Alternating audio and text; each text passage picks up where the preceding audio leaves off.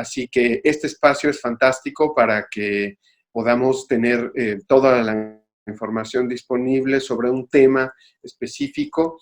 El día de hoy nos va a presentar, como ya están viendo ustedes en pantalla, Diana Tzek Salazar, quien es un elemento, una persona que es parte del equipo de la Facultad de Psicología de la UNAM y que es egresada de la misma maestría de Psicología de las Adicciones que se imparte en la Facultad de la UNAM y que, por supuesto,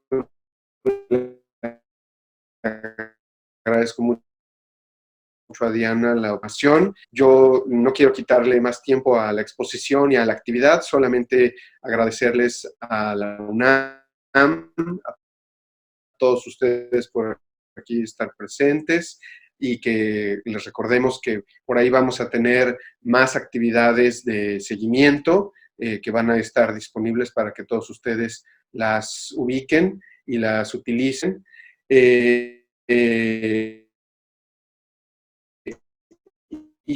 que participen, porque además lo importante es que obtengan el registro para sus constancias, pues tengamos toda esta parte disponible de actividades. Así que les agradezco mucho que estén aquí. Le doy paso al equipo nuevamente de la UNAM para que por aquí comiencen las actividades directamente. Muchas gracias, José Luis. Bueno, mi nombre es Violeta Félix, de parte del equipo de la UNAM, también darles la bienvenida a todos, agradecer a la CICAD, a José Luis, todo el apoyo y la coordinación para esta primera actividad en materia de sesiones clínicas. Les explico muy brevemente la dinámica para ya dar paso a la maestra Diana y escuchar el caso. La maestra Diana, como ya se los anunciaba José Luis, es una egresada de nuestro programa de posgrado especializado en adicciones. Tiene experiencia en atención individual, en atención con adolescentes en conflicto con la ley. Entonces, pues va a ser muy enriquecedor escucharla. Y la dinámica es la siguiente, la vamos a escuchar en una breve presentación y al final vamos a tener una sesión de reflexión, de discusión. A los colegas que nos confirmaron vía correo electrónico les enviamos incluso la propia presentación y una guía de preguntas para pues incentivar esta reflexión y esta discusión, pero por supuesto esas preguntas no son limitativas. Cualquier duda, comentario que ustedes tengan respecto al caso se podrá externar al final de la exposición de la maestra Diana. Entonces, sin más, pues les agradezco a todos su asistencia y le doy la palabra a la maestra Diana. Les comentaba, perdón, nada más. Todos sus micrófonos van a estar silenciados durante toda la sesión para evitar confusiones en la comunicación. Pueden ir escribiendo preguntas, dudas en el chat y les daremos lectura. Y al final es muy importante que permanezcan toda la sesión porque al final se les va a compartir por este chat una liga para que contesten una breve encuesta, no les toma más de 2 minutos, sobre todo para recabar su información general y poder elaborar sus constancias de participación en esta actividad. Muchas gracias a todos, le doy la palabra a la maestra Diana.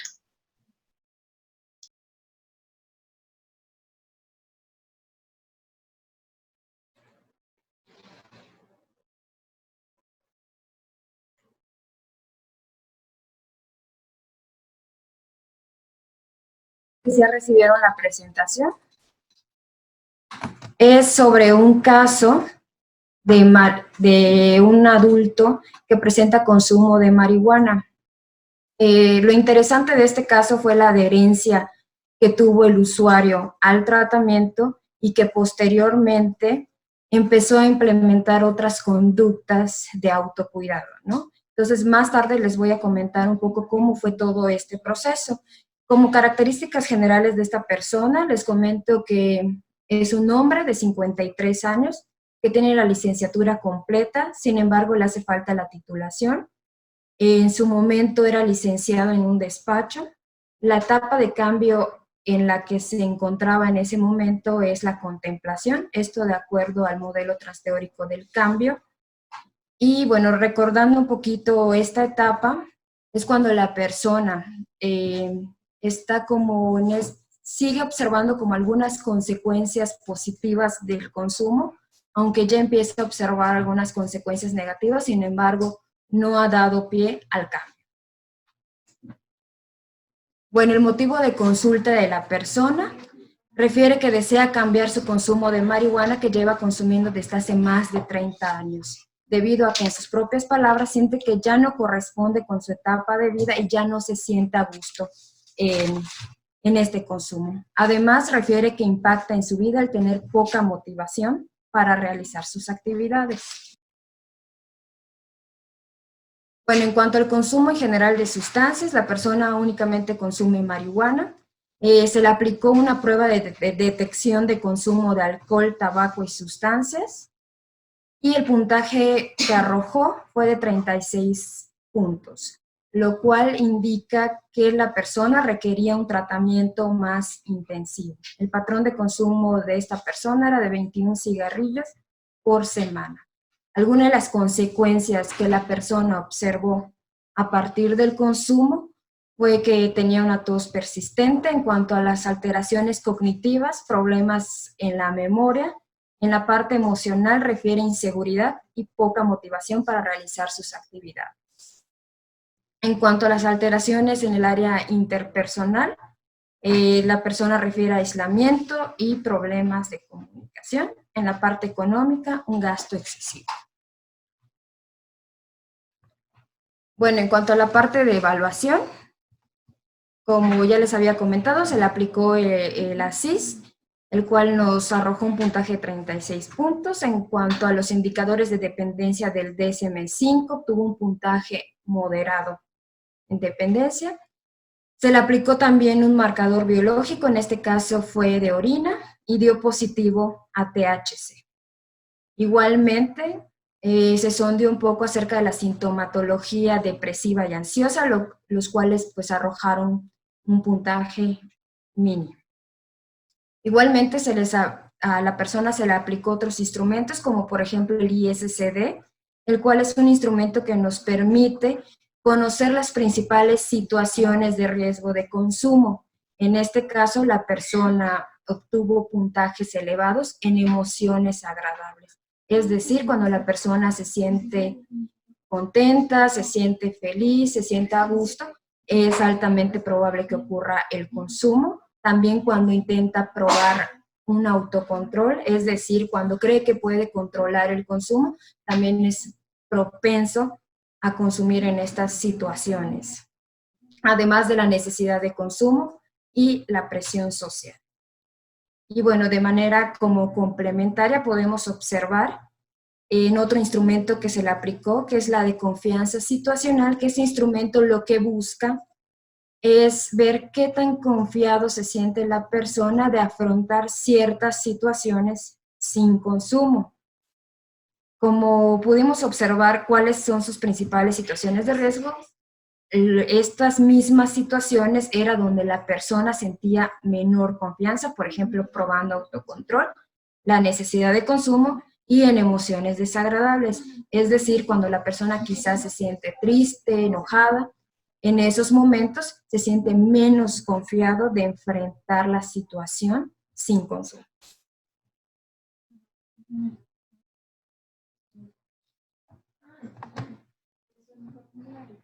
Bueno, igualmente se le aplicó la escala de satisfacción general en la vida. En general, la persona refiere a una buena satisfacción, obtuvo un promedio de 8.9 en una escala de 10. Las áreas de menor satisfacción fueron precisamente la parte del consumo y los hábitos personales. En cuanto a las áreas de mayor satisfacción, fueron la vida social y recreativa y su situación legal. Abajo les presento una tabla en la cual les vienen descrito el consumo de los últimos 6 meses de la persona. Ese instrumento se llama línea base retrospectiva. Y nos arrojó que la persona había consumido 558 cigarrillos en 6 meses, aproximadamente un promedio de 3 por día, 21 por semana. Y de estos días que estuvo con consumo fueron 178 y 3 días en abstinencia. Es decir, que el 98% del tiempo esta persona estuvo consumiendo y únicamente el 2% se mantuvo sin consumo. Como parte de la evaluación, también estuvimos realizando el análisis funcional de la conducta de consumo, en el cual la persona pudo apreciar algunos precipitadores de la conducta y cuáles eran las consecuencias observadas. En cuanto a los precipitadores externos, la persona reporta que principalmente pasaba con su pareja y con su compadre, lo solía realizar en la calle y en el hogar, y en los momentos en los que solía ocurrir era antes de iniciar sus labores y después de salir del hogar. En cuanto a algunos de los precipitadores internos que logró detectar la persona, en cuanto a pensamientos, era para aguantar la caminata, según sus propias palabras, y para que hiciera digestión su cena. En algunas sensaciones físicas que él manifiesta antes del consumo, está esta sensación de vacío en el estómago, sentir oleadas de calor. En cuanto a las emociones reportadas, está la alegría, enojo y tristeza. Bueno, como ya les había platicado, la conducta que estábamos monitoreando en este caso era la del consumo de marihuana. La persona decía que aproximadamente un cigarro le llevaba 10 minutos en ser consumido. Bueno, en cuanto a las consecuencias que la persona pudo observar positivas, era que le generaba adrenalina, además de que le gustaba mucho platicar tanto con su pareja como con su compadre. También esta facilidad de esconderse y sentirse libre era una de las sensaciones que le generaban placer, además de que él creía que estaba más motivado una vez que consumía y también para dormir plácidamente. Algunos de los pensamientos placenteros asociados después del consumo estaba de que él era un ser privilegiado por consumir, y en cuanto a las sensaciones físicas, él se sentía de buen ánimo y tenía esta sensación de mariposeo, se reportaba alegre. Algunas de las consecuencias negativas que podemos observar que la persona pudo detectar en cuanto a nivel interpersonal fue aislarse de sus familiares. También ya empezaba con algunas consecuencias físicas, como que era más propenso a enfermarse, tenía inflamaciones en el estómago, ya presentaba un adelgazamiento y también tenía una pérdida de fuerza en general.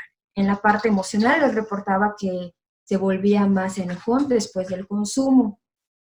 Algunas consecuencias en el área legal que tuvo fue que estuvo en los separos por consumir marihuana en la vía pública.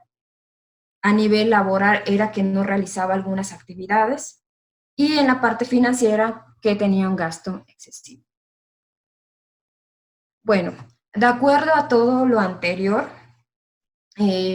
como ya les había comentado, la CIS nos indicaba que el tratamiento que debía tener esta persona era uno intensivo, por lo que se optó en este caso utilizar el programa de satisfactores cotidianos, el cual tiene como objetivo mejorar la calidad de los reforzadores diarios de la persona, como los sociales, los recreativos, laborales. El número de sesiones impartidas fue 13 y 5 de entrenamiento cognitivo con una neuropsicóloga. A la persona se le veía una vez por semana. Algunas de las sesiones que se implementaron a lo largo de la intervención fue el análisis funcional, que como ya les había comentado, nos sirvió también como evaluación. El balance decisional por esta cuestión de que la persona se encontraba en un nivel contemplativo y para motivarlo al cambio. Otro de los componentes que se implementó fue la muestra de abstinencia, metas de vida, comunicación y rehusarse al consumo, debido a que una de sus principales situaciones de riesgo, como ya habíamos visto, era la de la presión social. También el control de emociones y finalmente la parte de solución de problemas. Bueno, en cuanto a las metas de la intervención que se acordó con el usuario, la principal fue la abstinencia en el consumo de marihuana. Esto se iba a constatar por medio de marcadores biológicos, por medio del autorreporte verbal y por medio del autorregistro. Igualmente, otra de las conductas que se iban a monitorear era la de mejorar habilidades de comunicación, tanto con la pareja como con gente del trabajo. Y en cuanto a la parte física, la persona estableció que iba a salir a caminar o a correr al menos 2 veces por semana, ya sea en la mañana antes de irse a trabajar o en las tardes después de regresar del trabajo. Bueno, aquí les presento el balance decisional que realizamos y como pueden ver en primera instancia se presentan las ventajas que observa la persona del consumo. Entre ellas está la sensación de poder realizar actividades, esta sensación de euforia que lo ayudaba a dormir y que lo ayudaba a recuperarse de la rutina del día. Alguna de las desventajas que logra observar es el aislamiento social, que no lograba sus propósitos, que presentaba un gasto excesivo y que estaba nervioso por ser como ya les mencionaba, la persona tenía que estar mucho tiempo en la calle y en ocasiones el consumo se daba también en viaje. Bueno, alguna de las desventajas que le preocupaba a la persona del cambio era que ya no estaría con su círculo de amigos. Las ventajas del cambio que él logró observar es que ya iba a tener una concordancia entre lo que él decía y lo que hacía, además de que iba a mantener su salud física, iba a poder llevar a cabo sus planes y iba a poder tener otro estilo de vida pues, más seguro. Bueno, como parte de la intervención, se fue entrenando a la persona para que se anticipara situaciones de riesgo y generara planes de acción. Un par de situaciones que nos comenta la persona son las siguientes. En este caso, la persona se encontraba en unas instalaciones del sindicato donde estaban reunidas varias personas consumiendo. En un primer momento, lo que hizo la persona fue la evitación. Y el pensamiento asociado a esta evitación fue decir, bueno, mejor me voy porque si me detengo me voy a atrasar con los pendientes de la oficina. Y únicamente se retiró del lugar. En una segunda situación que nos refiere la persona, es cuando su compadre lo invitó a consumir. En este punto, la persona implementó una estrategia de afrontamiento y para esto utilizó algunas estrategias de comunicación, habló con el compadre, le explicó que él estaba yendo a un tratamiento y ya no deseaba consumir y le pidió apoyo para que ya no le siguiera ofreciendo la sustancia. Esta es una de las situaciones que preocupaba mucho al usuario en su momento. Sin embargo, el compadre reaccionó de una manera favorable, lo apoyó en su decisión de cambio y validó todas estas acciones que él ya estaba implementando. Bueno, algunas de las habilidades que se entrenaron durante la intervención fueron las siguientes. Como les comentaba, el usuario ya reconocía e identificaba oportunamente algunas situaciones de riesgo, ya generaba planes de acción, incluso ante nuevas situaciones de riesgo. También fue generando hábitos de autocuidado, acudía al médico, salía a correr o a caminar, se tomaba breves descansos en su trabajo, empezó a leer algunos libros. Y bueno, en cuanto a las habilidades de comunicación, implementó algunas, por ejemplo, iniciar conversación, dar un reconocimiento, sobre todo con su pareja, y emitir críticas constructivas. Además, la persona logró romper cadenas de consumo que en ocasiones anteriores lo hubiesen llevado a un consumo. Asimismo, logró generar planes para cumplir otras metas de vida. Si bien la meta principal del tratamiento fue la abstinencia, posteriormente la persona fue planteándose otras, como por ejemplo la titulación. Igualmente, mediante la detención y cambio de pensamiento, logró controlar emociones desagradables, por ejemplo, la tristeza. Bueno, al finalizar la intervención, se le aplicaron al usuario una serie de instrumentos que previamente ya se le habían aplicado, por ejemplo, el de confianza situacional, como podemos observar aquí en esta gráfica, en las barras azules. En general, la persona se siente confiada ante la mayoría de las situaciones de riesgo. Aquí se le hizo una observación al usuario, si bien es cierto que toda toda esta serie de cambios que estaba realizando le daban confianza, debía de tener especial cuidado para no confiarse de más y exponerse ante situaciones de riesgo o no prever algunas. Bueno, finalmente se le aplicó también la escala de satisfacción general en la vida y como vemos en las gráficas naranjas, la persona prácticamente tiene una buena satisfacción en varias áreas de su vida, en comunicación, vida emocional, consumo, progreso en el trabajo, entre otras. Bueno, también monitoreamos la parte del consumo de sustancias mediante la línea base retrospectiva. La intervención aproximadamente duró 3 meses y durante ese tiempo la persona se mantuvo en abstinencia.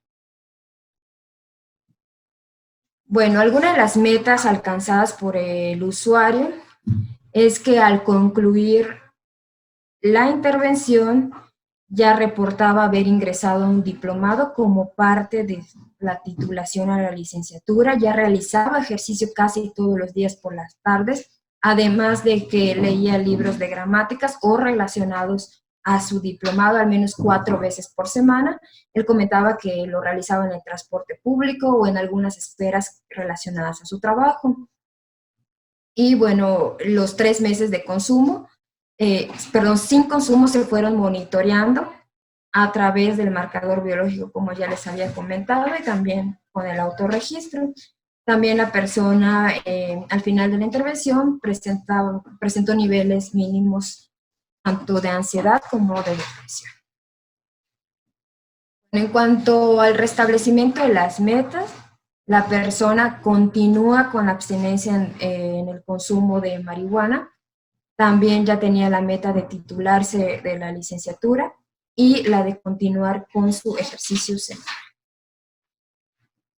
Bueno, en el seguimiento que se le realizó a la persona al mes y a los 3 meses, reportó que no tenía consumo en ninguno de esos momentos, también no reportó alguna nueva situación de riesgo, refería sentirse ya más seguro de sí mismo y con mayor energía a lo largo del día. Igualmente fue disminuyendo la sensación de cansancio que sentía en el día, se encontraba más motivado a realizar sus actividades, más optimista y de buen humor. Y también continuó con sus sesiones de entrenamiento cognitivo, por la parte que les comentaba de que él refería algunos problemas en cuanto a su memoria. Y bueno, también ya se valoró con respecto a otras problemáticas que resultaron, ¿no? En la parte de la evaluación cognitiva se detectó que la persona tenía un problema con el oído, en lo cual se atendió oportunamente. Asimismo, se atendió un problema que traía de pie de atleta. Y continuó con la terapia psicológica, ya no relacionada con el consumo, sino con otras cuestiones que él refería familiares. De ahí algunas cuestiones que le preocupaban con respecto a su infancia, ¿no? Que no había resuelto del todo, entonces por eso decidió acudir a terapia psicológica. Y bueno, de mi parte es todo. Me imagino que hay muchas preguntas, entonces vamos a esperar a las indicaciones de la maestra Violeta para irlas resolviendo. Sí, muchas gracias, Diana, por la presentación. Si se fijan, lo que tratamos de compartir con ustedes el día de hoy, pues es una síntesis de cómo se fue implementando la intervención en el caso de esta persona con consumo de marihuana.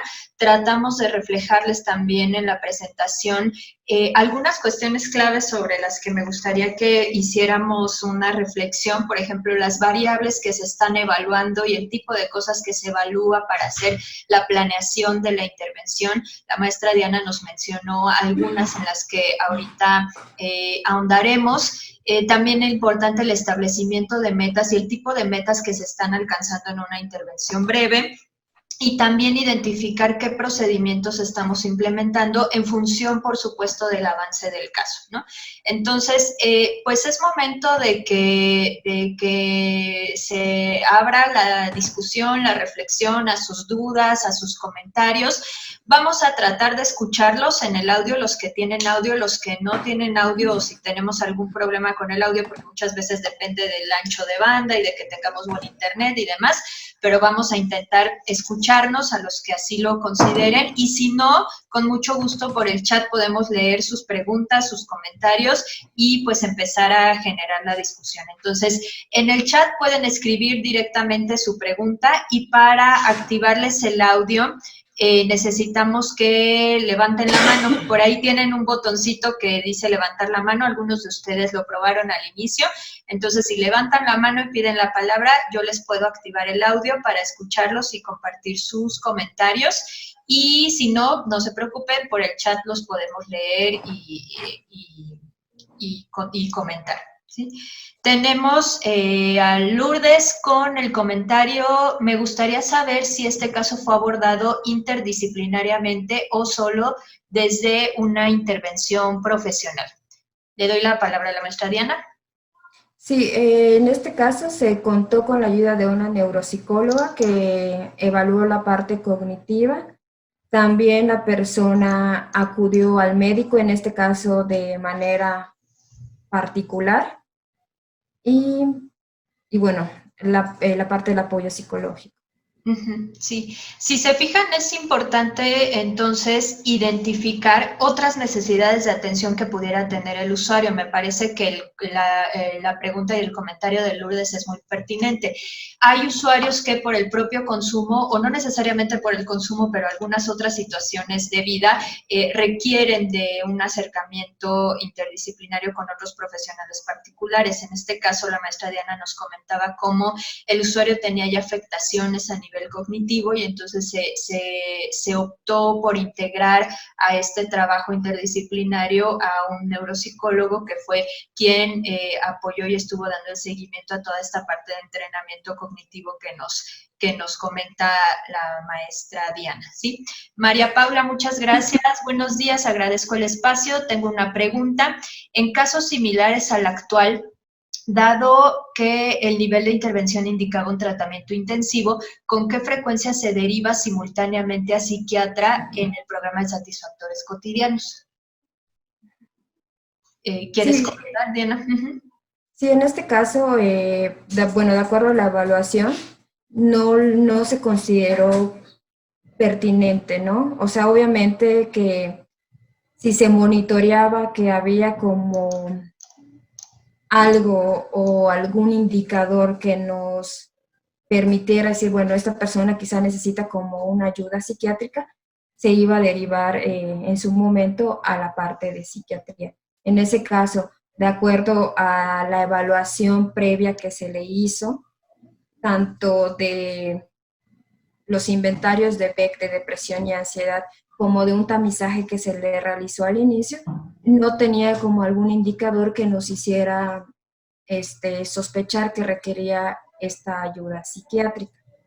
Pero como les comento, sí es muy importante que a lo largo de la intervención se vaya monitoreando a la persona, incluso, por ejemplo, en cuanto a la meta del consumo. Por ejemplo, si se le está dificultando como adherirse al tratamiento y alcanzar la meta, que haya tenido como otros problemas o que esté manifestando otra situación, en ese momento se hace la derivación. Muchas gracias, Diana. Sí, efectivamente, en este caso, como lo presentó la maestra Diana, pues realmente no tenía indicadores de alguna necesidad de acompañamiento médico-psiquiátrico. Sin embargo, es común que en este nivel de intervención, como bien lo menciona María Paula, específicamente cuando se trabaja con el programa de satisfactores cotidianos, es común encontrar comorbilidad. Es común encontrar indicadores de depresión, indicadores de ansiedad, incluso en algunos usuarios indicadores, por ejemplo, de síndrome de abstinencia, etcétera, que ameritan un acompañamiento médico. Sí es más común, por supuesto, que en otros niveles de intervención, al tratarse de personas que ya tienen problemáticas más avanzadas con el consumo de sustancias. Vamos a intentar escuchar a Pablo Lastra, que levantó la mano. Te voy a activar el micrófono, Pablo.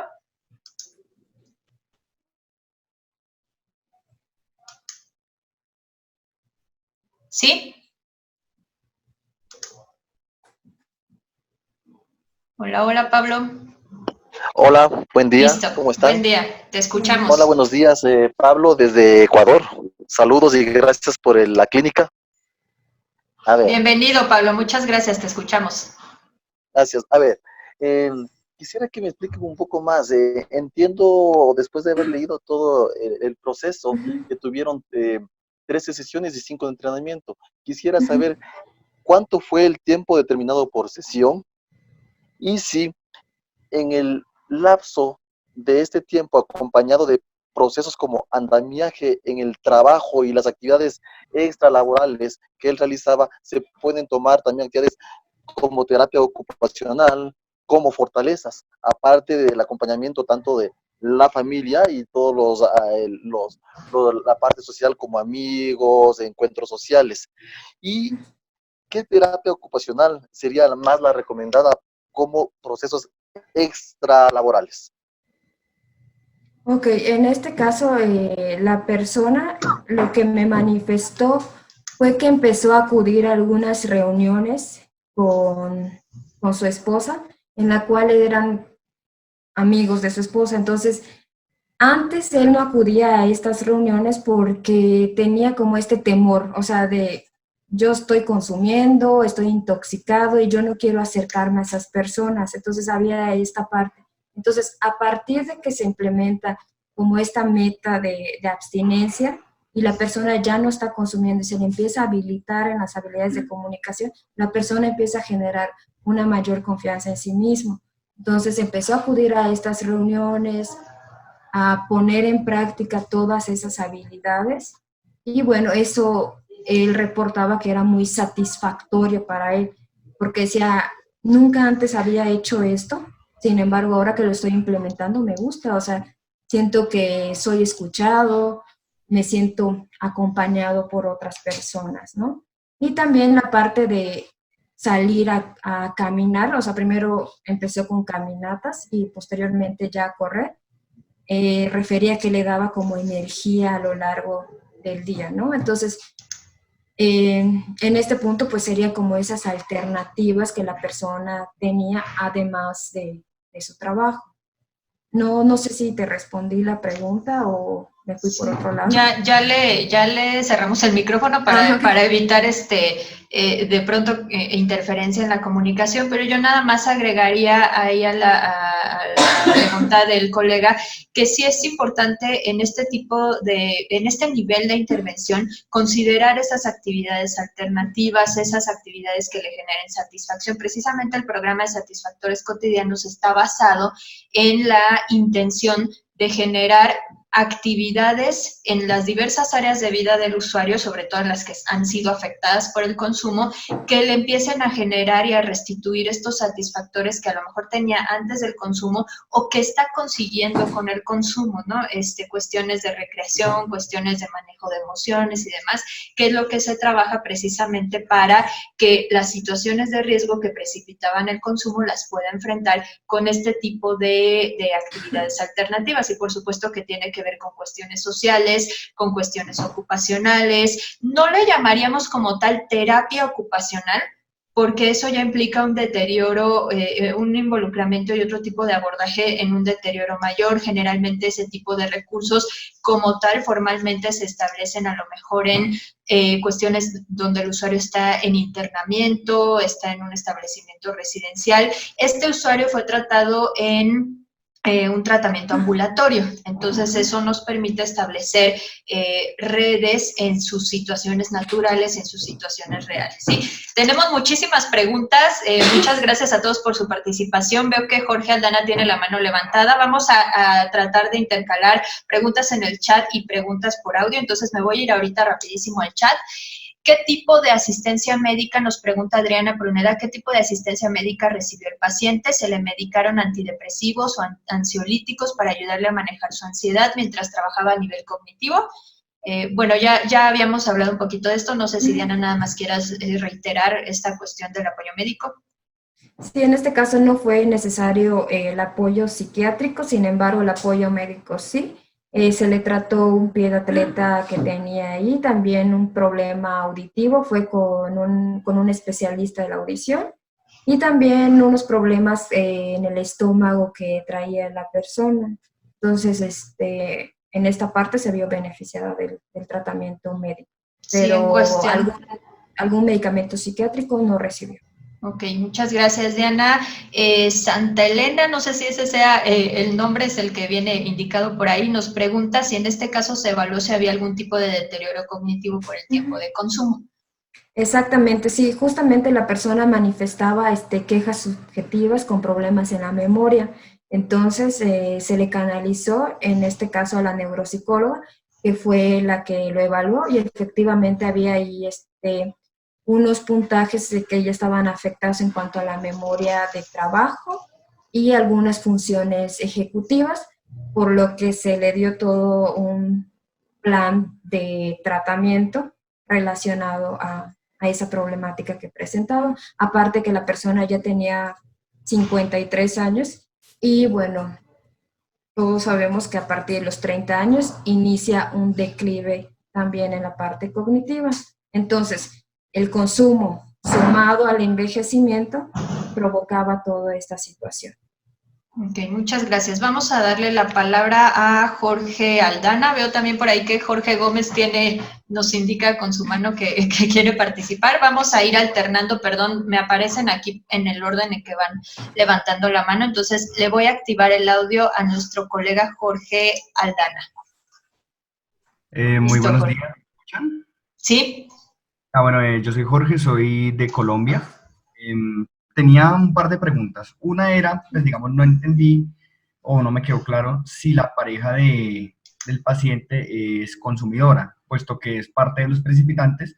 Fue como lo que puede intuir, de pronto no lo vi como tácito, esa era la pregunta. La pregunta asociada es, bueno, la pareja es consumidora, pues es un factor de riesgo latente. ¿Cómo se abordó, cómo se trabajó ese tema con la pareja, dado pues que es un factor de riesgo latente? Y lo otro era, digamos, normalmente pues, vi los números, las estadísticas, que una vez iniciado el tratamiento, el paciente jamás volvió a tener un tipo de consumo, al menos durante el periodo de intervención y el seguimiento. Entonces, normalmente cuando se suspende el consumo de marihuana, pues se da un síndrome motivacional tremendo, la persona le va a costar disfrutar las actividades de su vida cotidiana, va a tener como bastante dificultad en ello. Entonces pensaba yo en algo similar como la activación conductual que se maneja en la depresión, ¿cierto? O sea, presionar a la persona que ejecute las actividades que son susceptibles de refuerzo para que él mismo se dé cuenta que son satisfactorias sin estar acompañadas del consumo. Entonces, ¿hubo algún tipo de obstáculo en lograr que la persona restaurara como esos hábitos? ¿No hubo como el obstáculo de venga, no lo disfruto, más bien me es aversivo, o fue un salto muy sencillo? ¿Y cómo se trabajó lo de la pareja consumidora? Ok. Efectivamente, la pareja de la persona presentaba consumo también de sustancia y ese fue un tema que causó conflicto en su momento porque el usuario no sabía cómo manejar específicamente la situación. En este punto, pues, el usuario tuvo que hablar con la esposa, explicarle lo del tratamiento y también compartirle algunos planes que tenía, ¿no? O sea, justamente el usuario decía, no, pues es que debido al consumo yo no logro realizar todo lo que tengo que hacer. Entonces, sí fue como muchas sesiones de hablar con la esposa, o sea, en ocasiones hubo como malos entendidos, pero finalmente la persona fue resolviendo poco a poco esta cuestión mediante el diálogo. Igualmente, cuando la pareja consumía, él simplemente se retiraba a otro lugar, ¿no? Y bueno, así se manejó. La segunda pregunta era... Con respecto, Diana, perdón, es que ya le apagué el micrófono. Con respecto a si costó trabajo en esta abstinencia que generó como muy inmediata y muy sostenida, si costó trabajo que disfrutara igual de las actividades, si hubo presencia de este síndrome motivacional a partir de que hubo cesación del consumo. No, bueno, en este caso al usuario se le hizo muy fácil como este salto de la abstinencia a seguir realizando estas actividades, porque jugó, yo digo que una parte primordial que tuvo el usuario fue que las personas le decían, te ves diferente, ¿qué estás haciendo? Te ves notamos algo en ti que ha cambiado, ¿no? Entonces esto le reforzaba más a la persona a decir, bueno, yo estoy en abstinencia y eso se está notando, las personas se están dando cuenta de que yo ya tengo algo diferente, ¿no? Entonces en ese punto fue un poco más fácil. Obviamente esto no ocurre pues en todas las personas, pero en este punto jugó un papel muy importante, ¿no? Este reforzador natural que le daban tanto gente del trabajo como amigos, incluso la misma esposa le reconoció todos estos logros que estaba teniendo. Y yo agregaría ahí también que un factor que estuvo jugando mucho también puede ser el tema de la edad, ¿no? Este usuario empezó el consumo, y si no, Diana me corregirá, este consumo crónico ya a una edad más avanzada, ¿no? Digamos que no es un consumo que empezó de la manera como estaba al momento de la intervención desde la infancia o desde la adolescencia. Entonces, seguramente, a pesar de que el consumo era muy elevado, seguramente el usuario todavía no experimentaba estos indicadores tan fuertes o tan evidentes. No quiero decir que no estuvieran por ahí presentes, pero no lo experimentaba tan fuerte o tan evidente, un síndrome de abstinencia, una cuestión de elevada ansiedad por los indicadores que se estuvieron midiendo de elevada ansiedad con la cesación del consumo. Entonces eso seguramente también ayudó a que pues en sus actividades diarias lo que empezó a implementar le empezaran a redituar en reforzadores y en satisfactores que le permitieron mantener su abstinencia, ¿no? Perdón, estamos tratando de ser muy puntuales porque tenemos muchísimas preguntas. Ya tengo acá 42 mensajes, entonces vimos uno de audio, vamos a leer un par de chat y regresamos a los que tienen la mano levantada, que no crean que no los veo. En este caso, el paciente fue evaluado y tratado en un primer nivel de atención. ¿Existe un protocolo para referir a este paciente a nivel especializado para descartar una comorbilidad psiquiátrica? Pues el procedimiento sí existe en el centro, de acuerdo a la evaluación y a la admisión. Si nosotros detectamos como algunos indicadores, se le refiere en este caso, al Instituto Nacional de Psiquiatría, que es la institución que nos apoya en el tratamiento farmacológico, en la atención con psiquiatras. O sea, en el centro generalmente sí existe este protocolo para la derivación y también para el seguimiento.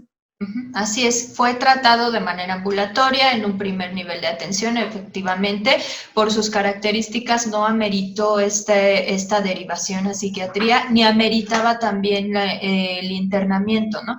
Se puede pensar por su nivel de consumo que esto es algo que por default lo vamos a mandar a psiquiatría o lo vamos a mandar a internamiento, pero siempre es bueno empezar con un nivel de intervención que se adecue a la vida cotidiana del usuario y ir evaluando si ese nivel de intervención va siendo efectivo. Por supuesto que si nosotros implementamos este nivel de intervención, vamos evaluando y nos damos cuenta que no está siendo efectivo, entonces es momento de hacer ajustes y a lo mejor sí de pensar en una referencia a acompañamiento médico, en una referencia incluso a un establecimiento residencial, pero va en función del avance del caso. En este caso, este usuario logró muy rápido la abstinencia y entonces no hubo necesidad de realizar esos procedimientos. Nada más me quería regresar rápidamente a la cuestión de pareja que preguntaban hace rato. Efectivamente, y Diana lo mencionó, es importante integrar al otro significativo al tratamiento. Diana nos compartía que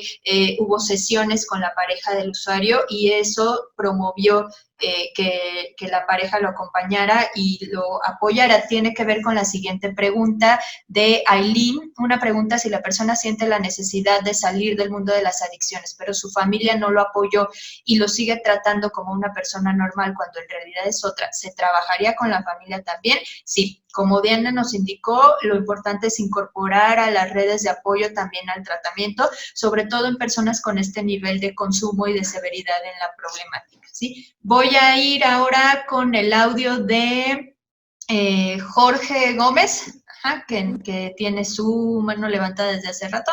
Entonces, te escuchamos, Jorge. Muy buenos días, un saludo desde el Ecuador. Soy Jorge Gómez Bastidas, del Servicio Ambulatorio Intensivo del Ministerio de Salud Pública. Quiero hacer la siguiente pregunta. Si dentro del proceso terapéutico, mejor dicho, dentro del proceso de evaluación, se averiguó algo acerca de la variedad de marihuana que consumía, si consumía una marihuana natural o tal vez una marihuana de tipo híbrida, y qué implicaciones esto tiene para el consumo, puesto que en el Ecuador nosotros tenemos un buen porcentaje de consumidores de la variedad creepy, que tiene unos efectos muy tóxicos y amplificados del común de la marihuana. Esa es la primera pregunta. La segunda pregunta es, ¿qué tanto recomendaría a estos pacientes con este perfil que usted hizo tratamiento, qué tanto recomendaría el soporte de los grupos NA de Narcóticos Anónimos para posterior del egresamiento del plan terapéutico? Muchas gracias. Gracias, Jorge. Diana. Ok, bueno, en cuanto a la primera pregunta, si se indagó acerca del tipo de marihuana, la verdad es que no se indagó sobre ese tipo de, o sea, si consumía como alguna especie en particular, lo cual puede ser, pues, enriquecedor saber, sobre todo porque también se ha detectado que existe la marihuana sintética, que igual tiene efectos más nocivos, ¿no? Entonces, yo creo que ese sería como un punto a rescatar en la intervención y en el cual se puede mejorar. Y bueno, en cuanto a la segunda pregunta de los grupos de ayuda mutua, en este punto sí se le pudo haber recomendado, o sea, yo no lo hice particularmente. Yo creo que depende de las características de cada persona, ¿no? O sea, hay personas a las que sí les funcionan los grupos y sí intentan ir y se mantienen, ¿no? Sin embargo, esta persona, por las características, yo no le hice la recomendación y tampoco hubo como una sugerencia de parte de él o manifestar como este interés de acudir. Sin embargo, lo que se les refiere a las personas que sí manifiestan este interés es, bueno, si a ti te ayuda, si a ti te libera o de alguna manera te aporta algo, acude. O sea, creo que en ese punto el tratamiento no es limitativo. Lo que se les comenta a las personas es que se trata de sumar esfuerzos. O sea, no es vas con el psicólogo y solamente el que va a atender, no, sino se trata de echar mano de todas las áreas posibles, tanto profesionales como, por ejemplo, grupos de la iglesia, grupos de autoayuda, o si existiera algún tipo de institución que lo apoyara también, ¿no? Muchas gracias, Diana, y gracias, Jorge. La idea precisamente, y agradecemos todos sus comentarios, pues es que no estamos nosotros con ustedes como expertos, ¿verdad? Sino que todos los que estamos conectados tienen amplia experiencia en el tema y nos enriquecemos de todas sus aportaciones y por supuesto que ningún planteamiento del caso va a ser perfecto, ¿no? Hay cosas que nos pueden faltar evaluar, esto que nos comenta el compañero sobre indagar qué tipo específico de sustancias se está consumiendo puede abonar a estar monitoreando daños, estar monitoreando consecuencias, estar monitoreando cuestiones importantes que definitivamente se deben de considerar. Y yo estoy totalmente de acuerdo con la maestra Diana, los grupos de ayuda mutua pueden ser una opción para muchos usuarios, una opción de acompañamiento, una opción de intervención, incluso para algunos son una primera opción de tratamiento, ¿no? Entonces, no están peleados de ninguna manera, ni contraindicados, ni mucho menos con las intervenciones breves, siempre van a ser un apoyo que está ahí a la mano para los usuarios que lo decidan y que compartan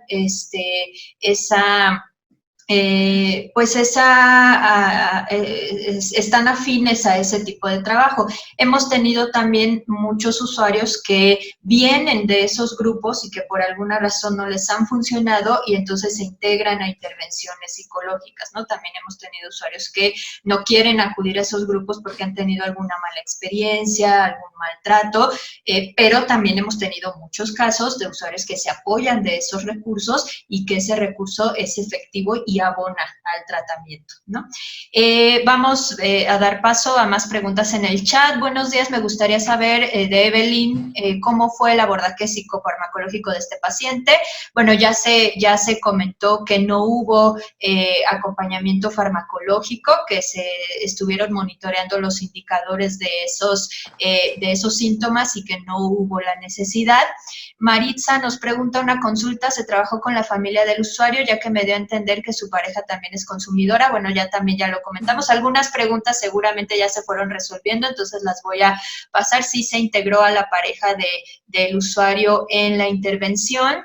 Norma nos pregunta, ¿las metas fueron cuantificadas en sus logros de línea base a línea de tratamiento o se definieron operacionalmente las variables, considerando que se está trabajando con un enfoque basado en evidencia? Diana.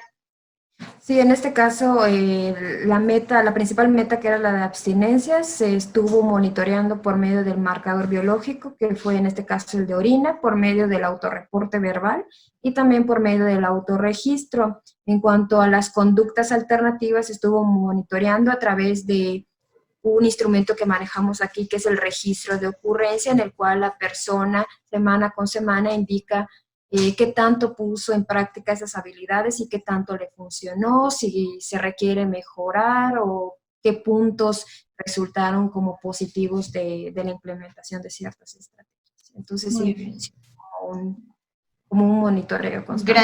Gracias, Diana. Laura Edith pregunta sobre la familia, que también se mencionó ya la incorporación de la esposa en el trabajo. Vamos ahora a escuchar a Yeuris Augusto. Le voy a iniciar el audio, por favor. ¿Listo? Yeuris, ¿estás por ahí? Hola, hola. Bueno, creo que ya no está por ahí. Vamos a escuchar entonces a Aileen Orrala, que también tiene por acá la mano levantada. Le voy a poner el audio a Aileen. Listo, Aileen, ya deberías poder. Hola, hola.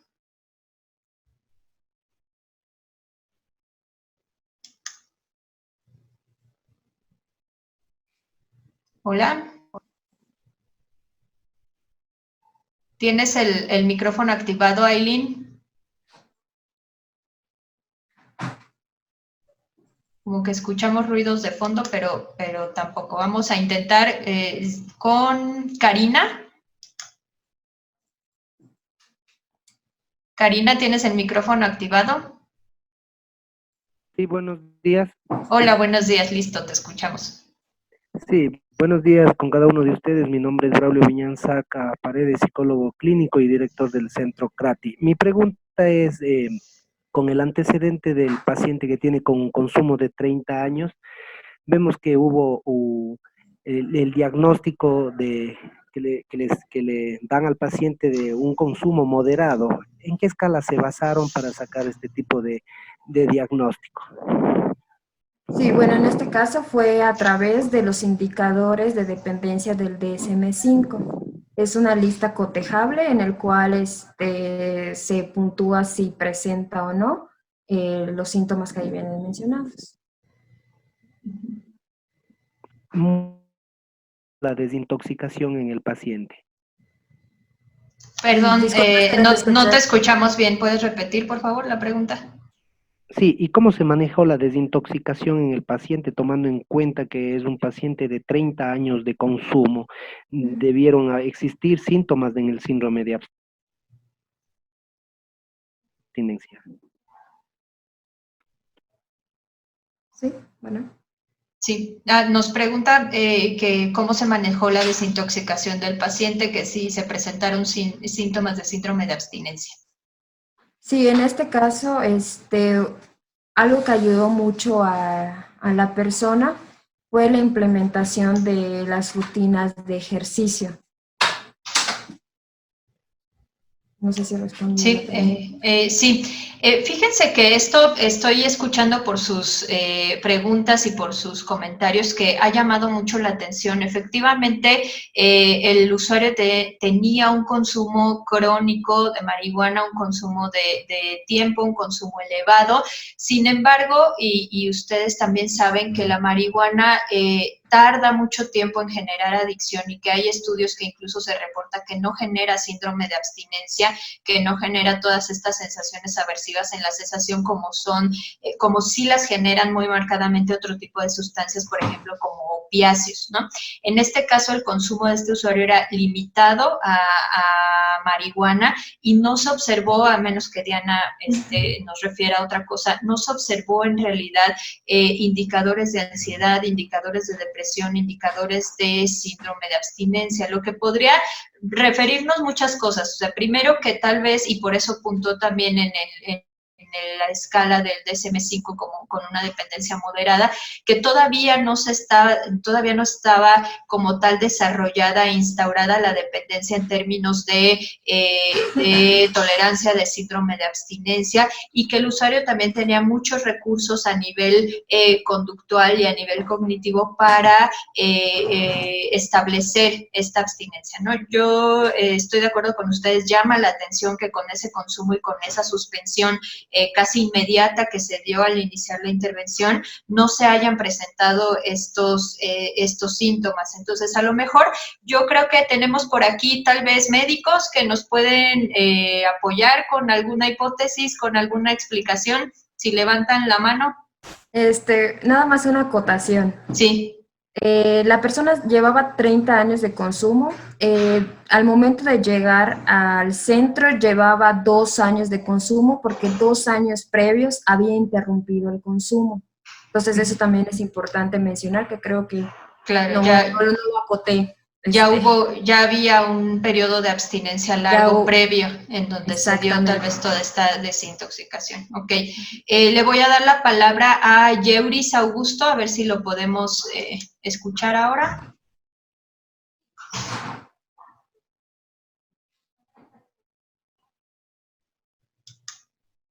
Yeuris Augusto, no, parece que no, ya lo habíamos intentado con él, pero lo podemos a lo mejor. ¿Te escuchamos, Yeuris? ¿Tienes el micrófono activado? No. Bueno, vamos a tratar otra vez, por acá levantan la mano, les reiniciamos el audio a los compañeros que acaban de hablar. Perdón, es que aquí lo tengo como Karina. Sí, buenos días. Sí. Mi nombre es Karina, yo soy médico. Sí, adelante. Estábamos hablando justamente viendo el historial de consumo. Sí. Vimos el audio, obviamente el tipo de consumo de marihuana no se especificaba qué tipo de marihuana, ya que la marihuana sintética es muy diferente los efectos que van a producir, pero sí me llama la atención, obviamente, el manejo del proceso de desintoxicación y también del síndrome de abstinencia, considerando que es un paciente que consume 30 años marihuana, salvo que haya sido un consumo esporádico, de pronto una vez a la semana, que obviamente la repercusión orgánica no va a ser mantenida, pero hablamos de 30 años, hablamos de una dependencia moderada. Entonces, suponemos nosotros o creemos que puede haber un cuadro de psicosis, inclusive instaurado en el paciente posterior al cese abrupto de la sustancia. Entonces, me llamaba mucho la atención, inclusive en el antidoping, en los marcadores biológicos que mencionaban. Bueno, en el Ecuador, por lo general, nosotros manejábamos en los tratamientos ambulatorios el antidoping de cada semana para verificar evidentemente que el paciente se encontraba en abstinencia. Entonces, la pregunta era esa, de saber la repercusión a nivel orgánico del paciente o de paso comorbilidades que pudieran existir en él. Sí, y obviamente el manejo de desintoxicación a base de ejercicio, porque sí se elimina la sustancia, obviamente, pero el manejo en sí del proceso de desintoxicación en el tratamiento ambulatorio, ¿cuál es? Sí, se hace generalmente una reducción gradual del consumo en este caso de marihuana, y se va monitoreando precisamente la aparición de síntomas de síndrome de abstinencia. En este caso, por lo que nos comparte Diana, no hubo mayor problemática, mayor sintomatología. Sin embargo, es muy importante esto que nos comentan, porque efectivamente el seguimiento y el apoyo médico es indispensable, sobre todo en estos casos donde ya hay un consumo más crónico, un consumo más severo, y es importante considerarlo. En este caso que les presentamos, por eso les digo que son muy importantes para sus comentarios y todas las aportaciones que nos hacen, porque precisamente no solo se trata de presentarles lo perfecto del caso, ¿verdad?, sino encontrar también esas cosas que se pueden mejorar, que como profesionales de la salud tenemos que considerar en la implementación, y definitivamente este acompañamiento y vigilancia médica para el síndrome de abstinencia a partir de la cesación del consumo es indispensable, ¿sí? Vamos a escuchar, yo sé que hay muchísimas preguntas, tratamos de ser muy respetuosos con el tiempo de la sesión, porque todos ustedes pues están conectados obviamente desde su lugar de trabajo, en sus actividades, entonces tratamos de ser muy respetuosos en las sesiones académicas y en estas sesiones clínicas con el tiempo. El tiempo se nos está agotando. Vamos a escuchar nada más la participación de David González, que tiene la mano levantada. El chat lo estamos descargando en este momento y les haremos llegar las respuestas y los comentarios a las preguntas que ustedes han puesto en el chat. Tenemos acá 73 mensajes en el chat, entonces va a ser difícil que los abordemos todos ahorita. Algunos ya los hemos estado resolviendo porque son preguntas comunes, pero lo estamos descargando en este momento para que ustedes lo tengan por correo la respuesta, ¿sí? Vamos a escuchar nada más ya para finalizar y cerrar nuestra sesión a David González, por favor. ¿Tienes el audio abierto, David? Ok, primeramente, buenas tardes, saludo de Panamá. Hola. Quiero agradecer por la oportunidad que nos dan de participar sobre un tema que es bastante importante para las personas que están en este tema. Sobre todo, por lo menos en mi experiencia, he trabajado con adolescentes y a veces la intervención con los jóvenes es bastante compleja, ¿no? Porque para poder que tengan la información de sus amistades, de su plan diario, de su mecanismo de protección, o sea, es bien complejo, ¿no? Pero ha sido bastante bueno porque ahora uno puede adaptar más esta información más para los jóvenes, así que me parece bastante interesante este taller que estamos haciendo virtual y lo que vienen, ¿no? Claro que sí, gracias. ¿Ese comentario, tenías alguna pregunta en particular? No. Sí, lo que le iba a hacer una pregunta es que si también en este proceso de acompañamiento también se puede considerar si la persona te manifiesta de que está participando en un grupo espiritual o en una comunidad específica, uno lo puede tomar como consideración también para que le dé un acompañamiento o como un mecanismo de apoyo, ¿no? Sí, claro, Diana. Sí, en ese caso, si hubiera como algún grupo, totalmente se le recomienda a la persona seguir. O sea, el caso o el punto es sumar esfuerzos a la intervención.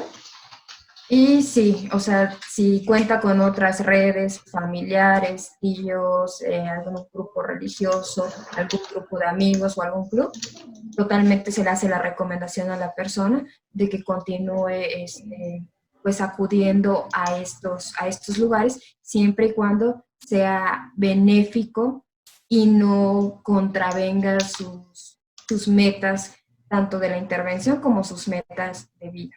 Uh-huh. Ok, sí, ya habíamos hablado sobre pues la importancia de sumar todos los recursos, tanto a nivel interdisciplinario y profesional, como los propios recursos del usuario, como el acercamiento a este tipo de grupos, el acercamiento, por supuesto, a las redes de apoyo, incluso religiosas, que tenga la persona. Eso siempre va a sumar, simplemente vigilando y cuidando y evitando malas prácticas y demás, ¿no? Que de pronto pues se han dado lamentablemente casos en algunos tipos de abordaje, ¿no?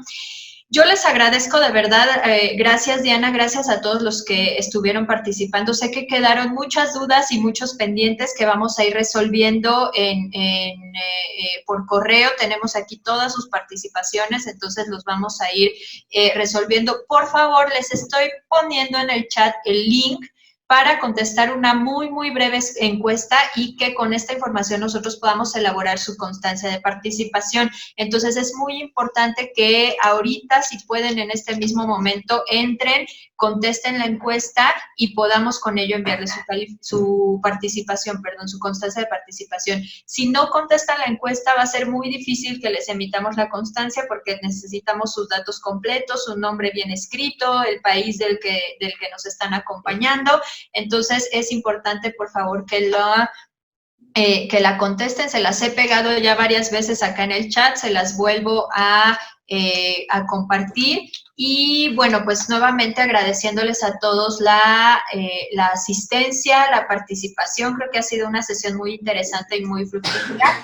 Vamos a tener otras 11 sesiones todavía, al menos están programadas 12 sesiones. Esta fue nuestra primera de 12, entonces nos restan 11 sesiones más que van a estar siendo de manera mensual. La siguiente sesión va a ser en enero. Pronto les estaremos compartiendo las fechas, la vía otra vez por Zoom acá para verlos a todos por acá.